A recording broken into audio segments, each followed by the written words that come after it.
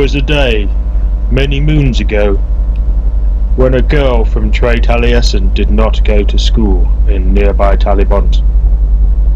She had told the headmaster that she was going to have the shakes. This, as strange as it seems, was an acceptable excuse. It was a mysterious thing, was the shakes. Common to the area, the parish of Llanganvallen, which included the villages of Ceredigion, Talibont and Borth. The shakes. First, you would become sickly.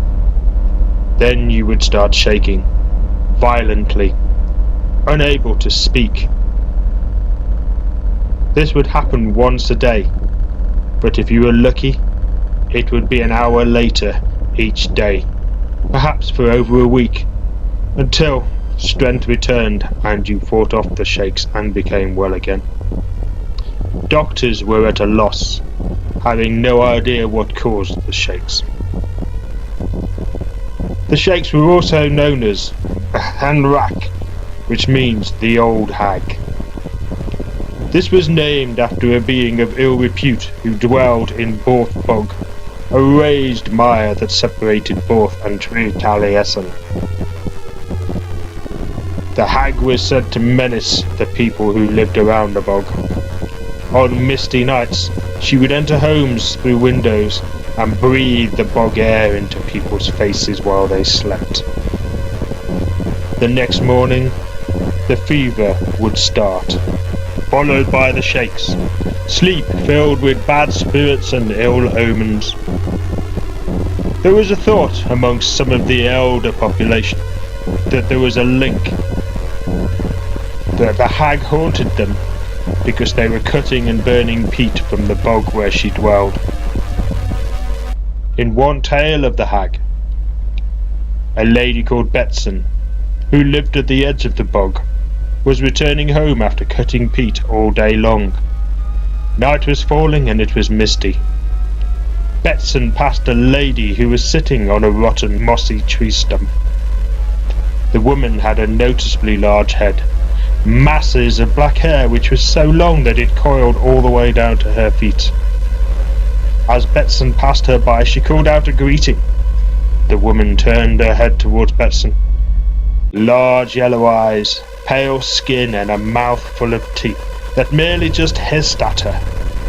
The woman rose up, seemingly uncoiling, until she towered over 7 feet tall, before immediately retreating into the long reeds that grew immediately alongside the path. Betson, understandably shaken, speedily left the tree stump and hurried home to her sister, who sought to soothe her frayed nerves. Perhaps unsurprisingly, Betson soon felt sickly and fell into a fever-ridden sleep. The next day she indeed suffered from the shakes. The old hag, but worse than most. Instead of recovering, Betson died an agonizing death. Now then, the elders who suspected there was a link between the peat cutting and the shakes may have been wise. In the early 1900s, sightings of the hag and occurrence of the shakes reduced as people started to burn coal instead of peat, and almost stopped entirely as central heating became common. All this time the bog was also being drained to provide more farmland, reducing the size of the bog that the hag called home. However, tales lived on that the hag survived, living in the newly constructed culverts and drains, and whenever someone in the area disappeared, there were those amongst the local population that could not help but think of the hag. Those same people keep their windows firmly closed at night, and definitely do not walk the paths that cross the bog after dusk. The bogs are now protected, or what's left of them.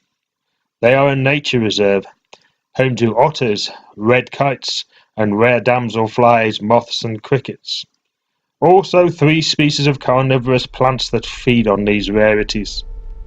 However, perhaps the rarest of all, perhaps because no one ever really looks too hard, is the Hag of Borth Bog. Extinct or merely waiting?